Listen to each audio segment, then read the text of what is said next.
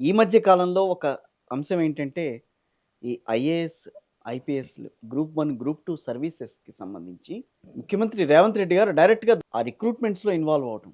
అసలు ఏ రకంగా ఇన్వాల్వ్ అవుతారు? ఎందుకు జరుగుతోంది? ఈ ఈ రకమైన వ్యవహారం ఎందుకు జరుగుతోందని అంటారు? ఇప్పుడు మనకి భారత రాజ్యాంగంలో 4 వ్యవస్థలు. హ్మ్.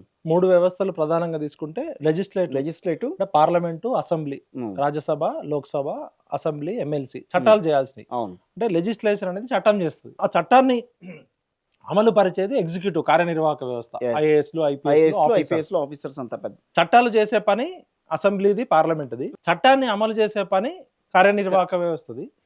ఈ 2 వ్యవస్థలు రాజ్యాంగ స్ఫూర్తికి అనుగుణంగా పనిచేస్తున్నాయా లేదా? ఈ 2 వ్యవస్థలు సరిగ్గా పనిచేస్తున్నాయా లేదా అని చూసేది చేసిన సమన్వయం చేసి చట్టంలో ఏమైనా రాజ్యాంగానికి విరుద్ధంగా ఉందా? అమలవుతున్న చట్టంలో ఏమైనా లోపాలు ఉన్నాయా అని మానిటరింగ్ చేసే వ్యవస్థ జ్యుడిషియరీ వ్యవస్థది. యెస్. ఈ 3 వ్యవస్థలు ప్రతిదానికి దేనికది అటానమస్ బాడీలు. హ్మ్. ఒకదాని పరిధిలోకి ఇంకోటి ఎళ్ళకూడదు. అవును. దేని పరిధి దానికుంది లక్ష్మణ రేఖలు. అంతేగా. ఒకవేళ ఈ 3 వ్యవస్థలు ప్రపంచం ఎవాల్వ్ అవుతున్న కోణంలో ఇన్ఫర్మేషన్ నాలెడ్జ్ కావాలి, సమాచారం కావాలి.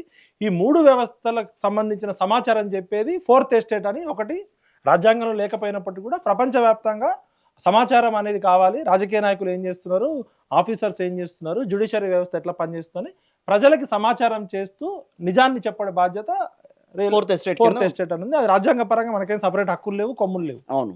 ప్రభుత్వం అంటే ఈ 3 వ్యవస్థలు. ఇలా మొత్తం భారతదేశంలో 150 కోట్ల మందికి కావాల్సిన ఆఫీసర్స్‌ని పై స్థాయిలో రిక్రూట్ చేసే వ్యవస్థ Indian civil service. Yes. Union public service commission UPSC అనేది ద్వారా ప్రత్యేక వస్తారు. చట్టం ద్వారా ఏర్పడ్డది. అవును. భారతదేశంలో ప్రతి సంవత్సరం దాదాపు ఒక 1000 మంది ఖాళీలు ఏర్పడితే హ్మ్. ఆ 1000 మంది ఖాళీలు పాత రిటైర్మెంట్ అయిన ఖాళీలు కొత్తగా రాష్ట్రాల అవసరాలకి, దేశ అవసరాలకు సరిపడు కొత్త పోస్టులు క్రియేట్ చేస్తే డిపార్ట్మెంట్ ఆఫ్ పర్సనల్ ట్రైనింగ్‌కి యూపీఎస్సీ అనేది లిస్ట్ పంపిస్తది. యెస్. ఇంకా మేము ఈ సంవత్సరం ఒక 10 లక్షల మందికి ఎగ్జామ్ పెట్టినాం. ప్రిలిమ్స్‌లో ఇంతమంది ఇంతమందిని క్వాలిఫై అయ్యారు. వడపోసినాం. మెయిన్స్‌లో ఇంతమంది రాసిర్రు. ఇంటర్వ్యూలో 1:2 ప్రకారం ఇంటర్వ్యూలో ఇంతమందిని సెలెక్ట్ చేసినాం. ఎస్సీ కేటగిరీలో ఇంత, ఎస్టీలో ఇంత, బీసీలో ఇంత, అన్ని category wise top rankers list పంపిస్తే డిపార్ట్మెంట్ ఆఫ్ పర్సనల్ ట్రైనింగ్ ఆ ర్యాంక్స్‌ని బట్టి సర్వీసు ఐఏఎస్, ఐపీఎస్, ఐఆర్ఎస్ అట్లా ఒక 23 సర్వీస్‌లకు డివైడ్ చేసి ఆయా డిపార్ట్మెంట్స్ అపాయింట్మెంట్ ఆర్డర్స్ పంపిస్తాయి. అవును. ఐఏఎస్‌కి ట్రైనింగ్ వెళ్ళాల్సిన వాళ్ళు ముస్సోరికి వెళ్తారు. అవును. ఐపీఎస్ ఐపీఎస్ సర్దార్ వల్లభాయ్ సర్దార్ పటేల్ వల్లభాయ్ వెళ్తారు. పటేల్. అవును. ఫారెస్ట్ సర్వీస్ వాళ్ళు డెహ్రాడూన్‌కి వెళ్తారు. అవును. అట్లా ఐఆర్ఎస్ వాళ్ళు అట్లా వెళ్తారు. ఇక్కడ ఎక్కడా కూడా ఈ ప్రాసెస్‌లో 79 సంవత్సరాల్లో ఐఏఎస్‌లకు అపాయింట్మెంట్ ఆర్డర్లు, ఐపీఎస్‌లకి, ఐఆర్ఎస్‌లకి వీళ్ళకి ప్రధానమంత్రి గాని లేకపోతే ఈ మంత్రులు గాని ఎప్పుడైనా అపాయింట్మెంట్ ఆర్డర్ ఇచ్చినది మీరు చూసిర్రా? మీరు మళ్ళొకసారి చెప్పండి. లేదు. ఎక్కడా చూడలా నేను. ఎందుకు ఇవ్వలే వాళ్ళు? వాళ్ళకి సంబంధం లేని సబ్జెక్ట్ ఇది. అంతే కదా! అంతే. అంటే ప్రధానమంత్రికి గాని, మంత్రులకు గాని వాళ్ళకి సంబంధం ఉండదు. వీళ్ళు అపాయింట్మెంట్‌లు ఇచ్చే అధికారం లేదు, అధికారం లేదు. లేదు. అసలు ఇది లేదు. ఎవరు ఇయ్యాలి మరి వాళ్ళకి అపాయింట్మెంట్‌లు?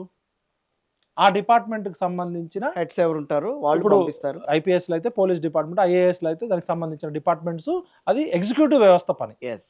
టెక్నికల్‌గా ఎవరైనా కావచ్చు కానీ ఎగ్జిక్యూటివ్ వ్యవస్థ చేయాలి. యెస్. అది లెజిస్లేషన్ చేయాల్సిన పని కాదు. కాదు. ముఖ్యమంత్రి అనేటోడైనా, ప్రధానమంత్రిడైనా కౌన్సిల్ ఆఫ్ మినిస్టర్స్ క్యాబినెట్‌కి టీమ్ క్యాప్టెన్. యెస్. అంతే. కరెక్ట్. క్యాబినెట్ చేసే పని ఏంది? అసెంబ్లీలో చర్చించిన బిల్లుల్ని డిస్కస్ చేసి జీవోలు గాని, చట్టాలు గాని చేసి గవర్నర్‌కి, రాష్ట్రపతికి పంపిస్తే గవర్నర్ గాని, రాష్ట్రపతి గాని సంతకం పెడితే అది చట్టం అవుతది. యెస్. మరి అసెంబ్లీలో, పార్లమెంట్‌లో చర్చించాల్సిన చట్టాలు చేయాల్సిన వాళ్ళు కార్యనిర్వాహక వ్యవస్థలోకి వస్తే దాన్ని ఏమంటాం? రాజ్యాంగ ఉల్లంఘన అంటాం. హ్మ్. ఎప్పుడు చూడని ఒక విచిత్రమైన పని. మరి ముఖ్యమంత్రి గారికి ఎవరు సలహా ఇస్తున్నారో తెలియదు కానీ హ్మ్. ఇవాళ గ్రూప్ 1లో కొన్ని లక్షల మంది రాస్తే 560 మంది కాంపిటేటివ్ ఎగ్జామ్స్ ద్వారా వచ్చిర్రు. టీజీపీఎస్సీ అనేది ఎగ్జామ్ పెట్టి అవును. మెరిట్ ద్వారా ఇంతమంది సెలెక్ట్ అయ్యారని ఆయా డిపార్ట్మెంట్స్కి పంపిస్తే ఆయా డిపార్ట్మెంట్ వాళ్ళు మెయిల్ ద్వారా కానీ పోస్టుల ద్వారా మీకు అపాయింట్మెంట్ ఆర్డర్ ఇస్తే ప్రొబిషన్ పీరియడ్లో వాళ్ళకి వచ్చిన ర్యాంకు ప్రకారం ఆర్డీఓలు రెవెన్యూ డిపార్ట్మెంట్, డిఎస్పీలు పోలీస్ డిపార్ట్మెంట్, మిగతా పంచాయతీరాజు, ఎంపీడీఓలు ఆయా డిపార్ట్మెంట్, మున్సిపల్ వాళ్ళు ఆ డిపార్ట్మెంట్లో చేరుతారు, ప్రొబిషన్ ట్రైనింగ్ అవుతారు. ఎక్కడన్నా ఈ 79 సంవత్సరాల్లో ఉమ్మడి ఆంధ్రప్రదేశ్లో కానీ, తెలంగాణలో కానీ, భారతదేశంలో ఏ రాష్ట్రంలో కానీ ముఖ్యమంత్రులు గ్రూప్ 1 వాళ్ళకి పండగలాగా చేసి ఏదో ముఖ్యమంత్రి దయతో ఇస్తున్నట్టు, ఈయన పోస్ట్ ఇస్తున్నట్టు వాళ్ళు తీసుకుంటున్నట్టు ఎక్కడన్నా చూసిర్రా? లేదు. తెలంగాణలో రేవంత్ రెడ్డి కొత్త రాజ్యాంగం ఏమైనా రాసిండా? అడగాలి. మందికి ఇచ్చారు 563లో 562 మందికి గ్రూప్ 1 పోస్టులు. గ్రూప్ 1 ఎలా ఇవ్వగలరు? అసలు ముఖ్యమంత్రి ఎవరండి? ముఖ్యమంత్రి అసలు ఎలా అనేటోడు ఇస్తారు? 5 సంవత్సరాలు ఉండిపోయేటోడు ముఖ్యమంత్రి అనేటోడు కౌన్సిల్ ఆఫ్ మినిస్టర్. ముఖ్యమంత్రి పని సచివాలయంలో పనిచేయాలి. అక్కడ చీఫ్ సెక్రటరీ అనేటోడు డిపార్ట్మెంట్లో పోయాడు, సెక్రటరీలు ఆ డిపార్ట్మెంట్ ఆఫ్ ట్రైనింగ్ పర్సనల్ డిపార్ట్మెంటో వాళ్ళు ఇస్తారు అపాయింట్మెంట్లు, వాళ్ళు వచ్చి జాయిన్ అవుతారు. అంటే ముఖ్యమంత్రి ఇన్ఫ్లుయెన్స్ చేస్తున్నాడు వాళ్ళని. అంటే వాళ్ళు ఏం కాంపిటేటివ్ ఎగ్జామ్ రాయలే, వాళ్ళకేం ఆత్మగౌరవం లేదు, వాళ్ళకేం మెరిట్ లేదు. ముఖ్యమంత్రి కొంతమందిని తన గుంపు మేస్త్రి గుంపులోంచి కొంతమందికి ఇస్తున్నాడు పోస్టులు. ఎలా ఇస్తాడు? ఆ రోజు ముఖ్యమంత్రి గారు తెలుసో తెలియక ఏం మాట్లాడతాడంటే, నేను 2023 డిసెంబర్ 7వ తారీఖు నా ఎన్నికల రిజల్ట్ వచ్చిన రోజు కూడా ఇంత టెన్షన్ పడలే. నేను మీ గ్రూప్ 1 ఎగ్జామ్ సరిగా జరగాలని, గ్రూప్ 1 ఎగ్జామ్లో కేసులు ఎటువంటి కేసులు లేకుండా ఉండాలని, తొందరగా రిక్రూట్ చేయాలని నేను నిద్రలేని రాత్రులు ఎన్నో గడిపినా ఇవాళ మీకు పోస్టులు ఇస్తుంటే నేను ముఖ్యమంత్రిగా గెలిచిన దానికన్నా కూడా నాకు ఎక్కువ ఆనందం అవుతుంది అంటున్నాడు.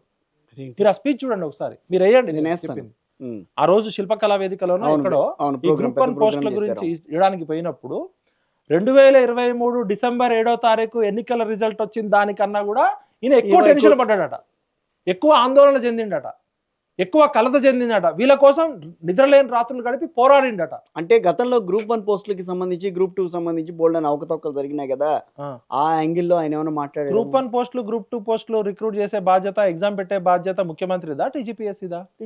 టీజీపీఎస్సీ రాజ్యాంగబద్ధ సంస్థనా రాజ్యాంగేతర సంస్థనా? రాజ్యాంగబద్ధ సంస్థ. అటానమస్ బాడీనా ముఖ్యమంత్రి కింద పనిచేసేది? అసలు ముఖ్యమంత్రికి ఏం సంబంధం recruitment? PCC president Mahesh Kumar Goud ఒక ప్రెస్ మీట్ పెట్టి మాట్లాడతాడు. ఆ రోజు గ్రూప్ 1 ఎగ్జామ్ ఉంటుందా పోతుందా అని సుప్రీంకోర్టులో కేసు వేస్తే సుప్రీంకోర్టు ఆ రోజే ఎగ్జాము ప్రిలిమ్స్ ఎగ్జాము అని వందలాది మంది పిల్లలు రోడ్డు మీదకి వస్తే ఆ రోజు రాత్రి, అంతకు ముందు రోజు రాత్రి టెన్షన్ పెడతారు. టీజీపీఎస్సీ ఎగ్జామ్ ఉంటుందా లేదా అని పిల్లలంతా రోడ్ల మీదకి వస్తే టీజీపీఎస్సీ చైర్మన్ నుంచి ఏం ప్రెస్ నోట్ రాదు, ప్రకటన రాదు, టీజీపీఎస్సీ సెక్రటరీ నుంచి రాదు. మంత్రులు హై లెవెల్ కమిటీ మీటింగ్ జరుగుతుంది. అసలు మంత్రులకి ఏం సంబంధం? పొన్నం ప్రభాకర్కి ఏం సంబంధం? గ్రూప్ 1 గురించి ముఖ్యమంత్రికి ఏం సంబంధం? అట్లాంటిది మంత్రుల మీటింగ్ జరుగుతుంది. మంత్రుల మీటింగ్ అయిపోయాక పిసిసి ప్రెసిడెంట్ మహేష్ కుమార్ గౌడ్ గారు నా మిత్రుడే, ఆయన గ్రూప్ 1 ఎగ్జామ్ ఉంటుందా లేదా అని చెప్తాడు. రాజ్యాంగబద్ధ సంస్థ, అటానమస్ బాడీ, ముఖ్యమంత్రికి కూడా అధికారం ఉండదు, మంత్రులకు అధికారం ఉండదు. అలాంటిది పిసిసి ప్రెసిడెంట్ మహేష్ కుమార్ గౌడ్ మాట్లాడుతారు. ఇంకొకటి అంటే తెలియకపోవడానికి ఇది చిన్నపిల్లల అట. టీజీపీఎస్సీ ఏం బీక్తుంది? గడ్డి బీక్తుందా? అంటే పిల్లలు కాంగ్రెస్ పార్టీ ఆఫీసులో గాంధీ భవన్ లో ఇచ్చే పార్టీ పోస్టులు అవేమన్నా? లేకపోతే ముఖ్యమంత్రి ఇంట్లో కాసిన వంకాయలా, లేకపోతే మహేష్ కుమార్ గౌడ్ ఇంట్లో కాసిన బెండకాయలా? సోయుందా వీళ్ళకేమన్నా? రాజ్యాంగం నడుస్తుందా? వీళ్ళకేమన్నా కొత్త రాజ్యాంగం పెట్టుకున్నారా? అంటే అడిగేటోడు ఎవరు లేడనా? మరి టీజీపీఎస్సీ చైర్మన్ ఏం బీక్తున్నాడు? గడ్డి బీక్తున్నాడు ఆయన. మహేందర్ రెడ్డి అంతకుముందు జనార్దన్ రెడ్డి గారు పేపర్ లీకేజ్ చేసిండు. జనార్దన్ రెడ్డి దగ్గర పనిచేసే అవుట్ సోర్సింగ్ ఉద్యోగిని జనార్దన్ రెడ్డి పర్సనల్ ల్యాప్టాప్ లో ఉన్న పెన్ క్వశ్చన్ పేపర్స్ తీసుకొని Janardhan Reddy outsourcing lover అమ్ముతుంది బేరం. జనార్దన్ రెడ్డి గారి మీద కేసు ఉండదు, ఆ పేపర్ లీకేజ్ చేసిన వాళ్ళ మీద కేసు ఉండదు. అది అయిపోయింది. బయోమెట్రిక్ తీసుకోలేదని చెప్పి, బయోమెట్రిక్ అయితే అందరు తీసుకోవాలి కదా, బయోమెట్రిక్ అంటే ఇదే కదా. ఎగ్జామ్ మొత్తం 1,00,000 మంది రాస్తే 1,00,000 మంది బయోమెట్రిక్స్ ఇస్తే సాయంత్రానికి 1,00,000 మంది అప్లై చేసిర్రు, 60,000 మంది ఎగ్జామ్ రాసిర్రు. ఏ సెంటర్లో ఎంతమంది రాసిర్రు గంట సేపట్లో వచ్చేస్తుంది కదా. మొత్తం డిజిటలైజేషన్ కదా. బయోమెట్రిక్ తీసుకోకపోయినా కూడా యాక్సెప్ట్ చేసిరని మళ్ళీ ఒకసారి హైకోర్టు కొట్టేసింది కదా. అంటే ఎంత ఒకసారి ఏమో పేపర్ లీక్ అయింది, ఒకసారి బయోమెట్రిక్. ఇదే మహేందర్ రెడ్డి గారు వచ్చారు కదా, మరి మహేందర్ రెడ్డి గారు వచ్చినాక ఎందుకు తీసుకోలే? అది అయిపోయింది కదా. జనార్దన్ రెడ్డి పోయిండు, మహేందర్ రెడ్డి పోయిండు, బుర్రా వెంకటేష్, ముగ్గురు టీజీపీఎస్సీ చైర్మన్లు మారుతారు. కానీ 3 సార్లు పేపర్ లీకేజ్ అవుతుంది, పేపర్లు అమ్ముకుంటారు, లోపాలు ఉంటాయి, వాళ్ళ మీద ఏముండదు. టీజీపీఎస్సీ ప్రక్షాళన ఉండదు. రాజకీయ నాయకులు మాట్లాడుతుంటారు టీవీ ఛానల్లో. టీజీపీఎస్సీ గురించి డిస్కషన్ వచ్చినప్పుడల్లా కాంగ్రెస్ పార్టీ వాళ్ళు మాట్లాడుతుంటారు. బల్మూరు వెంకటో లేకపోతే రియాజో, కాంగ్రెస్ పార్టీ పదవిలో ఉన్న వాళ్ళు, మనవతరాయో టీజీపీఎస్సీ తరఫున వీళ్ళు మాట్లాడుతుంటారు. వీళ్ళందరినీ బొక్కలేయాలి. అసలు టీజీపీఎస్సీ తరఫున అధికార పార్టీ మంత్రులు ఎట్లా మాట్లాడతారు, ముఖ్యమంత్రి ఎట్లా మాట్లాడతాడు, ఈ కాంగ్రెస్ పార్టీ కార్యకర్తలు ఎట్లా మాట్లాడతారు? అంటేనే ఇన్వాల్వ్మెంట్ అన్నట్టు. అది కట్ చేస్తే ముఖ్యమంత్రి గారికి ఏం సంబంధం రిక్రూట్మెంట్ లో? ముఖ్యమంత్రి గారు ఎందుకు నిద్రలేని రాత్రులు గడపాల్సి వచ్చింది? ముఖ్యమంత్రి గారు ఎందుకు అంత ఆనందపడాల్సి వచ్చింది? ఆయన ముఖ్యమంత్రి పదవి వచ్చిన దానికన్నా ఎక్కువ ఆనందపడుతున్నాడు ఆ రోజు. అంటే దాల్ మే కుచ్ కాలా హే. నువ్వెవరు అసలు ఇవ్వడానికి గ్రూప్ 1 పోస్టులు? వాడు కష్టపడి చదివి లక్షల మందిలో ఓడించి 5 సంవత్సరాలు 10 సంవత్సరాలు కష్టపడి మెరిట్ ద్వారా వచ్చిన ఉద్యోగము. ఒక రాజకీయ నాయకుడు నువ్వు జస్ట్ ఆఫ్టర్ ఆల్ 5 సంవత్సరాలు ఉంటావు, మీ హైకమాండ్ తలుచుకుంటే 5 నిమిషాల్లో నీ పోస్ట్ ఎగిరిపోతుంది. నువ్వు ఎవరు అసలు నువ్వు అంటే అడిగేటోడు లేడనా? నీకు రాజ్యాంగము, విలువలు, సంస్కృతి, సాంప్రదాయాలు ఏముండవా? ప్రతిదీ రూల్ చెప్పాలా? నువ్వు ముఖ్యమంత్రి కాదా? నీకు చెప్పేటోడు ఎవరు లేడా? అక్కడ ఏం చేస్తుండు చీఫ్ సెక్రటరీ? ఏం చేస్తుండు? రేపు పొద్దున నాకు ఇష్టం ఉండదండి ముఖ్యమంత్రితో నేను అపాయింట్మెంట్ తీసుకోవడము. నేను మెరిట్ ద్వారా నేను తీసుకున్న నాకు ఆ పార్టీ అంటే ఇష్టం నచ్చొచ్చు లేదు. నచ్చకపోవచ్చు, నాకు చీఫ్ సెక్రటరీ ఇవ్వాలి, నా ప్రభుత్వం ఇవ్వాలి, ఎగ్జిక్యూటివ్ ఇవ్వాలి. అసలు ఒక రాజకీయ నాయకుడి చేతిలో నేను అపాయింట్మెంట్ తీసుకోవడం నాకు ఆత్మగౌరవం కదా. రేపు నేను ఆర్డీఓ అయితే, కలెక్టర్ అయితే, రేపు 30 సంవత్సరాల పాటు ఈ వ్యవస్థలో నేను ఒక అధికారిగా ఉంటా. రాష్ట్రానికి ముఖ్యమంత్రి ఇస్తే తప్పే ఉంది. ముఖ్యమంత్రికి ఏం అధికారం ఉందని ఇచ్చిండు? ఈ అధికారం కాదు కదా, ఆ హోదాలో అంటే ఉన్నాడు గత కాబట్టి ఆయన. ముఖ్యమంత్రులు ఎందుకు ఇవ్వలే? ఉమ్. ఐఏఎస్లకు ఐపీఎస్లకి ప్రధానమంత్రి ఇస్తున్నాడా? అంటే ప్రతిదీ చిన్న పిల్లలకి రాసి పెట్టినట్టు రాసిస్తారా? అరే, అది సాంప్రదాయాలు విలువలు ఏముండవా? థర్డ్ పాయింట్ అయితే కరెక్ట్. ముఖ్యమంత్రి వాళ్ళు ఎవరికి ఇచ్చినప్పుడు ఇవ్వరు కదా. ముఖ్యమంత్రికి అంత ఉత్సాహం ఎందుకు, అంత ఇన్వాల్వ్ ఏముందని అంటారు మరి? ఏముంది సార్, క్లియర్ గా తెలిసిపోతుంది కదా. జీవో నెంబర్ 29, జీవో నెంబర్ 29 అనేది రూల్ ఆఫ్ రిజర్వేషన్ రైట్ విరుద్ధంగా తీసుకొచ్చి, ఇప్పుడు 530 పోస్టులు ఉంటే జనరల్ గా తీసుకోండి, 500 పోస్టులు ఉన్నాయి అనుకుందాం. 500 పోస్టులలో 50% ఓపెన్ కోటా, అంటే 250 పోస్టులు ఓపెన్ కేటగిరీ. దానిలో మహిళ కావచ్చు, పురుషులు ఏవైనా కావచ్చు, కావచ్చు. ఎవరైనా కావచ్చు. లోకల్ వాళ్ళకి 95%, నాన్ లోకల్ కి 5%, నాన్ లోకల్ కూడా ఎవరైనా కావచ్చు. అయితే ఎన్ని పోస్టులు? 250 ఓపెన్ కేటగిరీలు ఇవ్వాలి. మిగతా పోస్టులు 200. ఇప్పుడు నేను సపోజ్ బీసీడీ కేటగిరీ, నాకు 100కి 99 వచ్చినాయి అనుకోండి, నన్ను తీసుకుపోయి ఓపెన్ కేటగిరీలో పెట్టాలా, బీసీడీలో పెట్టాలా? నాకు 100కి 99 మార్కులు వచ్చినాయి సార్, టాపర్ నేను బీసీడీ సామాజిక వర్గం, అయితే బీసీలోనే వస్తాయి. 100 పోస్టులు ఉంటే 50 పోస్టులు ఫస్ట్ టాప్ 15 తీసేసేయాలి. ఇప్పుడు 500 పోస్టులు ఉంటే టాప్ 250 పోస్టులకి కులము మతము సంబంధం లేదు, ఉండదు. డైరెక్ట్ వాళ్ళు దానికి ఓపెన్ కేటగిరీకి వెళ్ళిపోతారు. అంటే దానికి రిజర్వేషన్ అక్కర్లే, ఎందుకంటే మెరిట్ లో ఉన్నాడు. మెరిట్ లో ఉన్నాడు. ఓపెన్ ఓసీ అంటే ఓపెన్ కేటగిరీ మెరిట్. ఒకవేళ నాకు 100కి 99 వచ్చి నేను కూడా నన్ను బీసీలో వేసిరు అనుకో, మీకు 100కి 63 వచ్చి మీరు కూడా బీసీడీ అయితే, నన్ను బీసీడీలో వేయడం వల్ల మీ పోస్ట్ పోతుంది కదా. అంతేగా. ఇక్కడ గ్రూప్ 1 లో జరిగింది కూడా జీవో నెంబర్ 55 అనేది రూల్ ఆఫ్ రిజర్వేషన్. ఇప్పుడు యూపీఎస్సీ ఎగ్జామ్ జరిగినప్పుడు టీనా దబి అని ఒక అమ్మాయి ఉంది. ఆ అమ్మాయి ఎస్సీ కేటగిరీ, అమ్మాయి ఆల్ ఇండియా టాపర్ వచ్చింది. అయితే ప్రిలిమ్స్ లో ఆ అమ్మాయికి జస్ట్ 0.5 మార్కులు ఎక్కువ వస్తాయి అప్పుడున్న కటింగ్ కన్నా.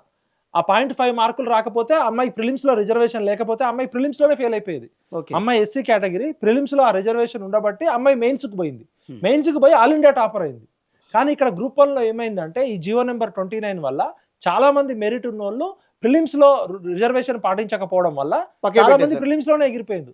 నాకు ప్రిలిమ్స్ లోనే, నాకు అసలు గర్భగుడిలోకి పోకముందు గేటు దగ్గరే నన్ను పక్కకు పెట్టేస్తే గర్భగుడిలోకి ఎప్పుడు పోతా? అవును. నన్ను ప్రిలిమ్స్ లోనే రిజర్వేషన్ తీసేస్తే నాకు మెయిన్స్ లో ఎట్లా వెళ్తారు? అది రూల్ ఆఫ్ రిజర్వేషన్ కి విరుద్ధము, రాజ్యాంగానికి విరుద్ధము, సమానత్వ సూత్రాలకు విరుద్ధము. కాబట్టి ఈ గ్రూప్ 1 ఎగ్జామ్ అనేది ఇలా రేవంత్ రెడ్డి ఉంటాడు, రేపు వెళ్ళిపోతాడు. కానీ సుప్రీంకోర్టులో ఒక మంచి న్యాయమూర్తి, ఒక మంచి న్యాయవాది ఉంటే 5 నిమిషాల్లో కొట్టేస్తారు ఈ కేసుని. ఇప్పుడు వెస్ట్ బెంగాల్లో 27,000 మంది టీచర్లను ఇట్లనే రిక్రూట్ చేస్తే కొట్టేసారు. మన సుప్రీంకోర్టు కూడా ఏం చెప్పింది, వీళ్ళు ప్రొబేషన్ పీరియడ్ లోనే ఉన్నారు, వీళ్ళకి ఇంకేం హక్కులు రావు. అర్ధరాత్రి హడావుడికి ఎందుకు ఇచ్చిరు అట్లా? అంటే ఇక్కడ ముఖ్యమంత్రి స్పష్టంగా తన స్పీచ్ లో చెప్తున్నాడు కదా, నేను నిద్రలేని రాత్రులు గడిపినా, నేను ఆనందపడుతున్నా, ఎంతో బాధపడ్డా మీ గురించి. ముఖ్యమంత్రి సీటు కన్నా ఎందుకు అంత బాధ? ముఖ్యమంత్రి పదవి కన్నా గొప్ప పదవి అయితే కాదు కదా. మరి ఈయన ఇన్వాల్వ్మెంట్ ఏంటి అసలు? రైట్. ఆయన రేవంత్ రెడ్డి గారి దగ్గర ఒక గొప్ప గుణం ఉంది, ఏదన్నా ఓపెన్ గా చెప్తారు, ఆయన అక్కడ దొరికిపోతాడు. కాబట్టి ముఖ్యమంత్రి స్పీచ్ ని, వాళ్ళు ఇచ్చిన జియో నెంబర్ 55ని, ఆ జియో నెంబర్ 29ని, రేపు పొద్దున ఈ రిక్రూట్ అయిన వాళ్ళు ఉన్నారు కదా 523 మంది, వాళ్ళు ఏ ఎగ్జామ్ సెంటర్ లో రాసిర్రు, ఏ ఎగ్జామ్ సెంటర్ లోకి ఎప్పుడు పోయారు, వాళ్ళు ఎప్పుడు బయటకు వచ్చిర్రు, వాళ్ళు రాసిన ఆన్సర్ షీట్లు ఏంది, తాజ్ బంజారా హోటల్లో 10 నుంచి 15 మంది రోజు ఒకటే దగ్గర ఉంచి కోటి ఉమెన్స్ కాలేజీలో రాసిరని మాకు నిరుద్యోగులు చెప్తున్నారు. వాళ్ళని స్టార్ హోటల్లో పెట్టి, ఇప్పుడు జనరల్గా 100 ఉద్యోగాలు ఉంటే 95 తెలంగాణకి ఇవ్వాలి, 5 ఓపెన్ మెరిట్లో ఇవ్వాలి. అట్లాంటిది చాలా మంది నాన్ లోకల్ కూడా రిజర్వేషన్ ఇచ్చారు. ఇప్పుడు నాన్ లోకల్ అంటే 500 ఉద్యోగాలు అంటే 25 ర్యాంక్ వరకు ఎవరికైనా ఇవ్వచ్చు. అది 5% ఓపెన్ కోటా, అది ఆంధ్ర వాళ్ళు రావచ్చు, పంజాబ్ వాళ్ళు రావచ్చు, ఎవరైనా. కానీ 5% దాటినాక వచ్చిన వాళ్ళకి, నాన్ లోకల్ వాళ్ళకి రిజర్వేషన్ ఉండదు కదా. నాన్ లోకల్కి ఉండదు కదా, వాళ్ళకు కూడా రిజర్వేషన్ వచ్చింది. దాదాపు 8 మంది ఆంధ్ర వాళ్ళు తక్కువ మార్కులు వచ్చినప్పటికి కూడా వాళ్ళకి ఎస్సీ కేటగిరీ ఇచ్చారు, బీసీ కేటగిరీ. నాన్ లోకల్ వాళ్ళకి రిజర్వేషన్ ఉండదు. ఆ 5% open quota. Open category reservation ఎట్లుంటుంది? అక్కడేమో అట్లా చేసిర్రు, ఇక్కడేమో రూల్ ఆఫ్ రిజర్వేషన్కి విరుద్ధంగా 563 పోస్టులు, 562 పోస్టులు ఉంటే ఓపెన్ కేటగిరీలో 10% ఏమో ఈడబ్ల్యూఎస్. ఓకే, ఈడబ్ల్యూఎస్ కూడా ఎట్లా ఇవ్వాలంటే 100 పోస్టులు ఉంటే ఈ 50% రిజర్వేషన్ పోను, మిగతా ఎన్ని ఉంటాయి? 50 ఉంటాయి. 50లో 10% అంటే 5 పోస్టులు మాత్రమే ఇవ్వాలి. వీళ్ళు ఏం చేశారంటే 100లో 10% 10 పోస్టులు. ఇవి ఆర్డీఓలు, డిఎస్పీలు, వీళ్ళు రేపు పొద్దున 7-8 సంవత్సరాలు ఐఏఎస్లు ఐపీఎస్లు అవుతారు. ఈడబ్ల్యూఎస్ కోటా కూడా మొత్తం 10%కి రిజర్వేషన్ ఏమని కాదు, ఓవరాల్ మొత్తం to అగ్రవర్ణ 10% జనాభాలో అప్ టు ఉన్న 10%. పేదలు వాళ్ళు 8 lakhs 10 lakhs క్రిమిలేయర్ ఉంటది కదా, అవును. ఆ దానిలో 1% 2% ఉంటారు. మొత్తం అగ్రవర్ణ జనాభాలోనే తెలంగాణలో 10% ఉంటే 15% ఉంటే 15% ఉన్న జనాభాకి 10% రిజర్వేషన్ ఇస్తూ నువ్వు ఎట్లా న్యాయం చేస్తావు? మరి మొత్తం అగ్రవర్ణాల్లో 90% మంది పేదలు ఉన్నారా? అవును, లేదు వాళ్ళకి కదా. వచ్చేది 1% 2% 3% వస్తుంది. అంతే. బ్రాహ్మణులలో పేదలు ఉన్నారు, రెడ్లలో పేదలు ఉన్నారు, వైశ్యుల్లో పేదలు ఉన్నారు, వెలమలలో పేదలు ఉన్నారు. ఆ పేదోళ్ళకి నువ్వు ఇవ్వాలి. అట్లాంటిది మొత్తం గుండుగుతా ఇచ్చేస్తున్నావు. ఇలా గ్రూప్ 1 అట్లయిందా? గ్రూప్ 1లో బీసీలకి దాదాపు 243 పోస్టులు రావాలి 42% ప్రకారం. మరి ఎందుకు ఒకవైపు 42% చట్టం అని చెప్తావు, ఎందుకు అంత తొందరగా ఇచ్చేస్తున్నావు? కోర్టు ఇంకా నీ క్లియరెన్స్ ఇయలే కదా. Yes. హైకోర్టులో పెండింగ్ ఉంది, సుప్రీంకోర్టులో సుప్రీంకోర్టులో కూడా పెండింగ్ ఉంది. పెండింగ్ ఉంది. హైకోర్టులో డివిజన్ బెంచ్ 18వ తారీఖు విచారణ జరిగి హైకోర్టు నీకు అనుకూలంగా ఇచ్చినా వ్యతిరేకంగా ఇచ్చినా నిరుద్యోగులైనా పోతారు, ప్రభుత్వమైనా సుప్రీంకోర్టుకు పోతుంది. సుప్రీంకోర్టు ఫైనల్ డెసిషన్ ఇచ్చినాక వీళ్ళకి అపాయింట్మెంట్ ఆర్డర్ ఇవ్వచ్చు కదా. ఓకే. అంటే ఒకసారి వీళ్ళకి ఉద్యోగాలు ఇస్తే ఎవడు తీసేయలేడని అనుకున్నాడు. ఇప్పుడు సుప్రీంకోర్టు ఏం చెప్పింది, తుది తీర్పు వచ్చే వరకు వాళ్ళకి ఎటువంటి హక్కులు ఉండవు, వాళ్ళు అపాయింట్ అయినంత మాత్రాన వాళ్ళు ప్రొబేషన్లోనే ఉంటారు, వాళ్ళు తుది తీర్పుకు లోబడే నియామకాలు ఉంటాయని చెప్పిండు. అయిపోయింది. ఎప్పటికైనా రేవంత్ రెడ్డి సీఎం ఉంటాడో లేదో ఖాయం గ్యారంటీ లేదు, కానీ ఈ గ్రూప్ 1 అనే కేసు నిలబడదు ఎప్పటికైనా. ఓకే. ఎందుకంటే అది రాజ్యాంగ మౌలిక సూత్రాలకు విరుద్ధము, న్యాయ సూత్రాలకు విరుద్ధము, ధర్మానికి విరుద్ధము. నేను ఒకటే స్పష్టంగా చెప్తున్నా సార్, ఈ కోటి ఉమెన్స్ కాలేజీలో దాదాపు 2 సెంటర్ల నుంచి 40 నుంచి 50 మందో 70 మందో సెలెక్ట్ అయినని చెప్తున్నారు. కోటి ఉమెన్స్ కాలేజ్ ఎగ్జామ్ 2 సెంటర్ల సూపరింటెండెంట్ ఎవరు, ఎక్కడెక్కడి నుంచి వీళ్ళు వచ్చిర్రు, వాళ్ళు ఏం ఫోన్లు మాట్లాడుకున్నారు, వీళ్ళు రాసిన ఆన్సర్ షీట్స్ మక్కీ బ్లూ ప్రింట్ ఉన్నట్టున్నాయట, ఒక 30 షీట్లు same as it is. Answer sheet దిద్దేటప్పుడు వాల్యుయేషన్కి బ్లూ ప్రింట్ ఇస్తారు కదా, సేమ్ కామా పులి స్టాప్తో సహా సేమ్ జిరాక్స్ తీసినట్టున్నాయట. మరి ఒకసారి 563 మంది ఆన్సర్ షీట్ బయటపెట్టి వాళ్ళ prelims hall ticket, mains hall ticket బయట పెట్టచ్చు కదా. ప్రపంచ చరిత్రలో ఒక వింత ఎగ్జామ్ ఇది. మెయిన్స్కి ఒక హాల్ టికెట్, ప్రిలిమ్స్కి ఒక హాల్ టికెట్. మీ ఆన్సర్ షీట్ రిజల్ట్ వచ్చినాక యూపీఎస్సీ ఎట్లా చేస్తుంది, ఇగో ఈసారి 1000 మందిని మేము సెలెక్ట్ చేసినాం, 1000 మందిలో ఎస్సీలు ఇంత, ఎస్టీలు ఇంత, బీసీలు ఇంత, ఎస్సీ కట్ ఆఫ్ ఇంత, బీసీ కట్ ఆఫ్ ఇంత, ఐఏఎస్లు ఎంతమంది, ఐపీఎస్లు ఎంతమంది, వాళ్ళ పేరు, వాళ్ళ సామాజిక వర్గము, వాళ్ళకు వచ్చిన మార్కులు, వాళ్ళకు వచ్చిన ర్యాంకు. కానీ టీజీపీఎస్సీ రిజల్ట్లో ఇవేం లేదు. మీ కేటగిరీ ఒక హాల్ టికెట్ నెంబర్ ఉంటుంది, మీకు వచ్చిన పోస్ట్ కోడ్ ఉంటుంది, ఐఏఎస్ ఆర్డీఓనా డిఎస్పీ అని ఉండదు, కోడ్. ఆ కోడ్ మీకు మాత్రమే తెలుస్తుంది. పక్కన మీరు ఏ జోన్లో సెలెక్ట్ అయ్యారో ఉంటుంది అంతే. మీ హాల్ టికెట్ నెంబర్ కోడ్, దాన్ని డీకోడ్ చేయాలి. ఏ జోన్ మీరు ఒరిజినల్ గా ఏ జోన్ లో చెప్పరు, ఏ జోన్ లో సెలెక్ట్ అయ్యారో చెప్తారు. అక్కడ రిజల్ట్ లో ఎప్పుడైనా కూడా మీ హాల్ టికెట్ నెంబరు, మీ హాల్ టికెట్ నెంబర్ పక్కన మీరు ఏ కేటగిరీ, ఎస్సీయా, ఎస్టీయా, బీసీయా, ఉమెనా, వికలాంగుల చెప్పి, స్పోర్ట్స్ కోటాన చెప్పి, మీకు వచ్చిన మార్కులు ఎంత, మీకు వచ్చిన ర్యాంక్ ఎంత, ప్లస్ మీరు ఒరిజినల్ గా ఏ జోన్ వాళ్ళు, మల్టీ జోన్ 1 మల్టీ జోన్ 2 మీకు ఇప్పుడు పోస్టింగ్ ఎక్కడ ఇస్తున్నాం, ఏ పోస్ట్ ఇస్తున్నాం, ఆర్డీఓ ఇస్తున్నామా, డిఎస్పీ ఇస్తున్నామా, ఇది జనరల్ గా చెప్పాలి. అంటే ప్రిలిమ్స్ హాల్ టికెట్, అసలు ప్రిలిమ్స్ ఒక హాల్ టికెట్ భారతదేశంలో 79 సంవత్సరాల నుంచి యూపీఎస్సీ అనేది ఎగ్జామ్ పెడుతుంది లక్షల మందికి. వీళ్ళు మాట్లాడితే యూపీఎస్సీ మోడల్ అంటారు. మరి ప్రిలిమ్స్ ఒక హాల్ టికెట్, మెయిన్స్ ఒక హాల్ టికెట్, ఇంటర్వ్యూ అయిపోయేదాకా అదే హాల్ టికెట్ ఉంటుంది యూపీఎస్సీలో. ప్రపంచంలో ఏ ఎగ్జామ్ జరిగినా కూడా ఎగ్జామ్ ప్రాసెస్ అయ్యే వరకు అదే హాల్ టికెట్ ఉంటుంది. ఇక్కడ ప్రిలిమ్స్ ఒక హాల్ టికెట్, మెయిన్స్ ఒక హాల్ టికెట్. ఎందుకంటే అడ్మినిస్ట్రేటివ్ రీత్యా ఆట. మరి యూపీఎస్సీకి అడ్మినిస్ట్రేటివ్ అంటే ప్రిలిమ్స్ రాయనోడు కూడా మెయిన్స్ రాయొచ్చు. ఓకే, వీళ్ళ వివరాలు ఏం చెప్పారు. ట్రాన్స్పరెన్సీ ఎక్కడ ఉండదో అక్కడ కాన్స్పరెన్సీ ఉంటుంది, ఎక్కడ పారదర్శకత ఉండదో అక్కడ కుట్ర ఉంటుంది, ఎక్కడ జవాబుదారీతనం అకౌంటబిలిటీ ఉండదో అక్కడ కుంభకోణం ఉంటుంది. అవును, టీజీపీఎస్సీ 3 మారిర్రు, మహేందర్ రెడ్డి పోయిండు, జనార్దన్ రెడ్డి పోయిండు, ఇప్పుడు ఒక్కసారి కూడా ట్రాన్స్పరెన్సీకి అవకాశం ఇవ్వదు, ఒక్కసారి కూడా అకౌంటబిలిటీ అని చెప్పదు. ఏమనంటే రాజ్యాంగబద్ధ సంస్థ, మమ్మల్ని ఎవడు అడగలేడు, బయట నుంచి దిగొచ్చిన దేవుళ్ళ, వీళ్ళు కూడా ఇదే కరప్టెడ్ సొసైటీలో ఉన్నోళ్ళే కదా. మాకు అనుమానం వచ్చిందండి, అనుమానం వచ్చినప్పుడు నివృత్తి చేయాల్సిన బాధ్యత మీ మీద ఉందా లేదా? వాళ్ళు ఎవరేం మాట్లాడరు. ఎవరైనా మాట్లాడితే నాలాంటి వాళ్ళు మీలాంటి వాళ్ళు, ఎందుకు సార్ మీరు మాట్లాడుతున్నారు, మీకు మెంబర్ ఇస్తాం, మీకు పోస్ట్ ఇస్తామని చెప్తారు. రిజల్ట్ రాని ఎవడోడు ఏం మాట్లాడిండో నాతోటి, నాకు ఎవడోడు ఏమి ఆఫర్ చేసిండో కూడా దానికి జియో 29 అనేది రాజ్యాంగానికి విరుద్ధము. 55 అనేది sir simple sir. Main gate లో నువ్వు ఇప్పుడు మనం తిరుమల తిరుపతి దేవస్థానం పోయినాం, నువ్వు కొండనే ఎక్కనీయలే కదా, నన్ను కొండ ఎక్కియకుండా పక్కకు పెడితే నేను తిరుమల ఎప్పుడు పోవాలని తిరుపతిలోనే ఆపేసినావు కదా. తిరుమల నుంచి తిరుపతికి పోయి అక్కడ నాకు విఐపి టికెట్ కొనుక్కుంటా, లేకపోతే నాకు రికమెండేషన్ ఉంటే L1 పెట్టుకుంటా, లేకపోతే 100 రూపాయల టికెట్ పోతా, అసలు నన్ను పై గుట్ట మీదకే పంపలే కదా నువ్వు. నీకేమిచ్చింది, నాకు ఎవడిచ్చింది నీకు అట్లా ఆపే హక్కు? అంటే నీ ఇష్టమా? సో దాంట్లో ఏదో జరిగింది. 100% నేను చెప్తున్నా సార్, సూర్యుడు తూర్పున ఉదయించడం ఎంత ఖాయమో ఈ జీవో నెంబర్ 29 అనేది సుప్రీంకోర్టు కొట్టేయడం అంతే ఖాయం. ఒకసారి జీవో నెంబర్ 29 రాజ్యాంగానికి విరుద్ధం అంటే ఆ జీవో నెంబర్ ప్రకారం వచ్చిన ఈ గ్రూప్ అని కూడా కొట్టేస్తారు. ఇది ఒక విచిత్రమైన కేసు అవుతుంది. న్యాయ వ్యవస్థలో కూడా కొత్త తీర్పు వస్తుంది. అంటే ఎంతకాలం మేనేజ్ చేస్తారు? రైట్, అది కరెక్ట్. ఇప్పుడు ఆ రోజు పేపర్ ఎట్లుంటది, పైన ఏమో ఒక హైకోర్టు జడ్జి గారు ముఖ్యమంత్రి గారు కలిసిన ఫోటో వస్తుంది, ఈనాడులో తీయండి. కిందేమో హైకోర్టుకి 100 ఎకరాల భూమి వీళ్ళందరికీ, అంటే క్విడ్ ప్రోక్రో జరిగిందా మీకేమన్నా? అంటే ఏమనుకుంటున్నారు? అంటే వ్యవస్థల్ని మేనేజ్ చేస్తాం అనుకుంటారా? కంచకచ్చిబౌలి భూమిలో ఏమైంది? అది అక్కడ వన్యప్రాణులు ఉన్నాయి, అక్కడ జీవావరణం ఉంది అంటే లేదు, అది యూనివర్సిటీ భూమి కాదని చెప్పారు. సుప్రీంకోర్టు చివాట్లు పెట్టిందా? ఐఏఎస్లను ఐపీఎస్లను అక్కడే జైలు కట్టించి పెడతా అన్నది కదా.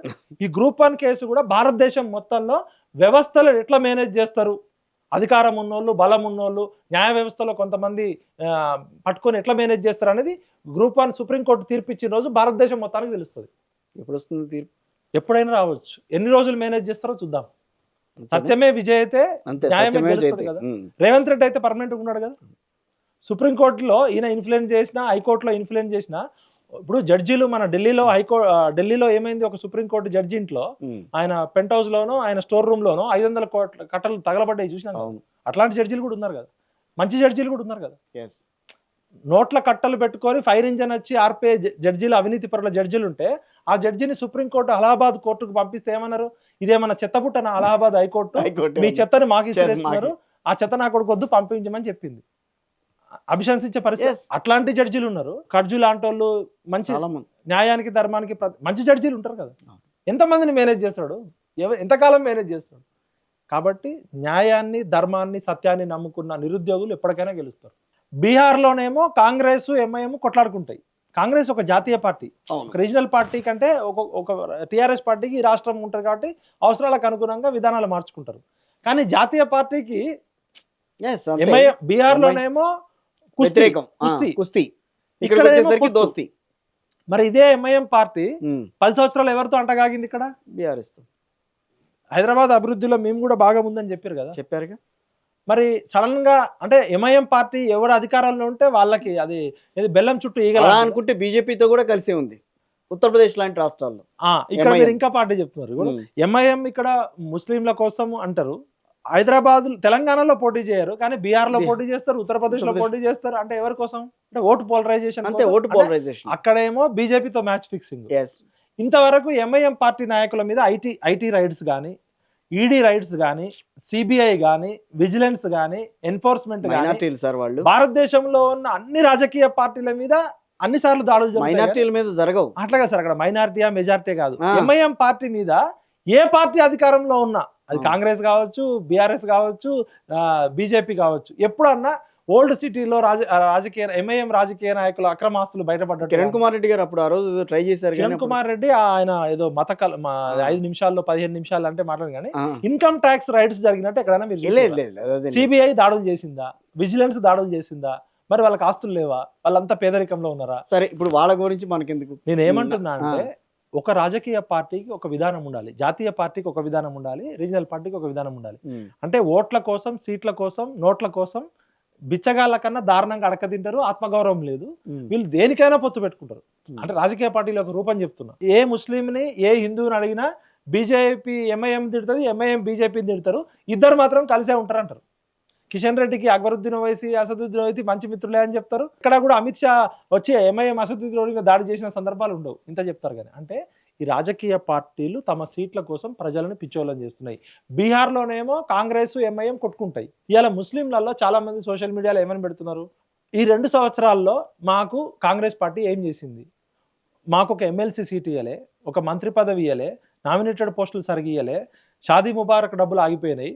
గతంలో టీఆర్ఎస్ చేసినప్పుడు చేసిన అభివృద్ధితో చూస్తే ఈ 2 సంవత్సరాల్లో మాకు అభివృద్ధి చేయలేదని చెప్పి న్యూట్రల్ ముస్లిమ్స్ మాట్లాడుతున్న వీడియోస్ వందల కొద్ది చూసిన నేను. హైదరాబాద్ అభివృద్ధి చెందిందా లేదా టీఆర్ఎస్ హయాంలో? మీరు చెప్పండి. ఒక జనం అభివృద్ధి చెందింది, అది కళ్ళకి కనబడుతుంది. కనబడుతుంది, నో డౌట్. దాంట్లో లోపల సరే బస్తీలలో సమస్యలు ఎప్పుడున్నా ఓవరాల్ గా 10 సంవత్సరాలకు ముందు హైదరాబాద్కి ఇప్పటి హైదరాబాద్కి అభివృద్ధి చెందినట్టుందా లేదా?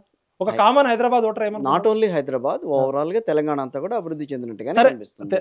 రూరల్ ఏరియాస్ హైదరాబాద్ లో ప్రజలు మ్యాండేట్ ఇచ్చారు.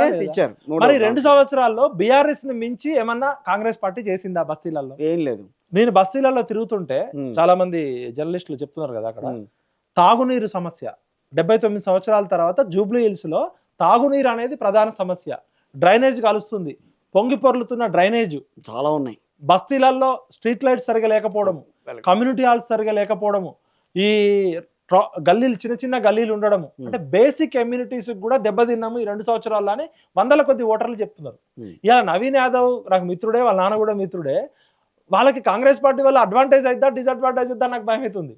కాంగ్రెస్ పార్టీ మీద తీవ్రమైన వ్యతిరేకత ఉంది. పెన్షన్ రాలేదు, అవును, రిటైర్డ్ ఎంప్లాయీస్ బెనిఫిట్ స్కీమ్స్ రాలేదు. ఎవరు బాగున్నారు చెప్పండి, ఏ వర్గం వాళ్ళు సంతృప్తిగా ఉన్నారు చెప్పండి ఈ 2 సంవత్సరాల 22 నెలల పాలనలో? మీరు చెప్పండి ఒకసారి. ఆల్రెడీ బీఆర్ఎస్ ని ఓడించిర్రు, మార్పు రావాలన్నారు, కాంగ్రెస్ ని అధికారంలో కూర్చోబెట్టారు. ఈ మంత్రులు వాటాల కోసం హామీలు కొట్లాడుతున్నారు. ఇస్తున్నాము, హామీలు అమలు చేస్తున్నాం కదా. ఏం హామీలు అమలు చేశారు చెప్పండి ఒకసారి. ఇప్పటి వరకు ఉన్న హామీలన్నీ అమలు చేసుకుంటూ వస్తున్నాం. మీరు ఒకటి ఒకసారి తర్వాత ఒకటి అంటున్నారు వాళ్ళు. బస్సులో మహిళలకి ఫ్రీగా ఇవ్వడము అవును, మంచి పని, ఉమ్, ఆ ఇంటిగ్రేటెడ్ స్కూల్స్ అని పెట్టారు, అది మంచి పని, ఉమ్, స్కిల్ డెవలప్మెంట్ సెంటర్ అని పెట్టారు, అది మంచి పని. ఉమ్. ఈ గ్యారంటీలలో ఏ గ్యారంటీ అమలు నిరుద్యోగులకు నిరుద్యోగ వృత్తి ఇవ్వలే. ఇవ్వట్లా. సంవత్సరంలో 2 లక్షల ఉద్యోగాలు ఇస్తా అన్నారు, ఇవ్వలేదు. 4,000 రూపాయల పెన్షన్ ఇస్తా అన్నారు, ఇవ్వలేదు. లేదు. షాదీ ముబారక్ ఇవ్వలేదు. లేదు. కళ్యాణ కళ్యాణ లక్ష్మి లక్ష్మి ఇవ్వలేదు. లేదు. కేసీఆర్ కిట్లు ఆగిపోయినాయి. అవును, మహిళలకి స్కూటీలు ఇస్తామన్నారు, అమ్మాయిలకి స్కూటీలు ఇవ్వలేదు. ఉమ్. తులం బంగారం ఇస్తామన్నారు, ఇవ్వలేదు. అయిపోయే. ఇట్లా చెప్పుకుంటూ పోతే వాళ్ళ అభయస్థం కింద ఇచ్చిన ఆ ఘాటుల్లో ఈ రోజు పరిస్థితి అయితే కాంగ్రెస్ పార్టీ జనం నోట్లలో తూతూ చీచి అనే పరిస్థితి ఉంది. ఓవరాల్ గా రైట్. ఓవరాల్ గా అన్నా రేవంత్ అన్నా అంటే తర్వాత డాష్ డాష్ డాష్. పెట్టుకోవాలి. ఓవరాల్ గా ఇంత Right. తక్కువ కాలంలో కాంగ్రెస్ పార్టీకి బ్యాడ్ నేమ్ రావడం అనేది మల్లికార్జున ఖర్గే గారు అక్షింతలు వేసిండు. అంతే. మంత్రులు కొట్టుకొని చేస్తున్నారు. పొంగులేటి బాంబులు వేస్తా అన్నాడు, బాంబులు వేయలేదు, వీళ్ళ మీదనే బాంబులు పడుతున్నాయి. కొండా సురేఖ దగ్గర ఉన్న గన్నులు, కొండా మురళి దగ్గర ఉన్న గన్నులు బయటకు బయటకు వస్తున్నాయి. వస్తున్నాయి. రోహిన్ రెడ్డి దగ్గర, రేవంత్ రెడ్డి దగ్గర ఉన్న గన్నులు బయటకు వస్తున్నాయి. ప్రజాపాలన అంటే గన్నుల పాలన వచ్చింది అనుకుంటున్నారు. వాటాల కొట్లాట. ఇవాళ నిన్నగాక మొన్న ఒక ఐఏఎస్ ఆఫీసర్ రజ్వి గారు, ఆయన మీద కూడా ఆయన పెట్టారు. నాకు తెలుసు, ఆయన సిన్సియర్ ఆఫీసర్. ఉమ్, ఆయన ఒకవైపు ముఖ్యమంత్రి అల్లుడట, ఒకవైపు మంత్రి కొడుకు. ఉమ్. మందు సీసాల మీద లేబుల్స్ కాంట్రాక్ట్ 100 కోట్లు 200 కోట్లు. దానిలో కూడా ఆయన నిజమైన సిన్సియర్ ఆఫీసరు, ఆనెస్ట్ ఆఫీసరు. ఒకవైపు ముఖ్యమంత్రి పేషీకి మంత్రికి మధ్య నలగలేక ఆయన సర్వీస్ వదులుకొని వెళ్ళిపోయిండు. అంటే ఆఫీసర్స్ చేతులు ఎత్తేసిండ్రు, మల్లికార్జున ఖర్గే చేతులు ఎత్తేసిండు, రేవంత్ రెడ్డి ఒక 20 రోజులు ముఖం చాటేసిండు ఫస్ట్ టైం, మనవ్రతం తీసుకున్నాడు. దీని అర్థం ఏంటంటే జారుడు బండ మీద కాంగ్రెస్ పార్టీ ఉంది. టాటా బై బై కథం, రాహుల్ గాంధీ చెప్పిన slogan. Right. Thank you Vithal garu. Thank you very much.